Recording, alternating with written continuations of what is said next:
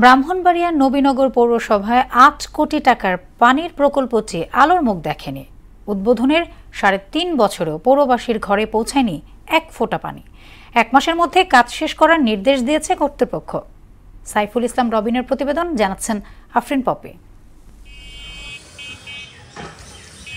ব্রাহ্মণবাড়িয়ার নবীনগরে ৮ কোটি ২৬ লাখ টাকার পানির প্রকল্পটি উদ্বোধন করা হয় ২০২১ সালের ২০ অক্টোবর।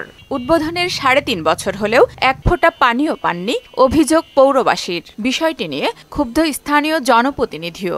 এই পাম্পের থেকে আমার বাসা ১০০ ফিট হবে। আমি আজ পর্যন্ত কোনো পাইপ লাইনও পাইনি। পাইপ দেওয়া হয়েছে, পানি দেওয়া হয়েছে না, মিটারও দেওয়া হয়েছে না, খালি দিব করতেছে অনেকদিন ধরে।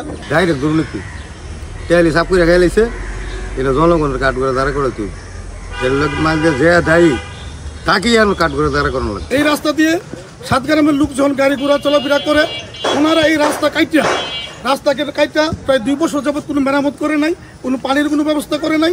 ঠিকাদারকে ১ মাসের সময় দেওয়া হয়েছে। এর মধ্যে কাজ না করলে তার ওয়ার্ক অর্ডার বাতিল করে নতুন ঠিকাদার নিয়োগ দেওয়া হবে। ঠিকাদার যদি কাজ না করে ওর ওয়ার্ক অর্ডার বাতিল করে নতুন ঠিকাদার নিয়োগ দেবে।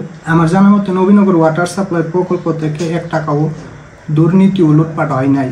ঠিকাদারের সাথে যোগাযোগ করে দ্রুত কাজ শেষ করার কথা বলা হয়েছে বলে জানালেন এই কর্মকর্তা। ৫ আগস্টের পরে পরিবর্তিত পরিস্থিতিতে যে ঠিকাদার ছিলেন সেই ঠিকাদার কিন্তু আসলে ওনাকে ট্রেস করা যাচ্ছিল না, এবং পরবর্তীতে আমরা অনেক চেষ্টা করে ওনার যে পার্টনার তাকে আমরা খুঁজে পেয়েছি এবং তাদের সাথে আমাদের যোগাযোগ হয়েছে। পানির সমস্যা সমাধানে প্রয়োজনীয় ব্যবস্থা নেবে কর্তৃপক্ষ, আশা পৌরবাসীর।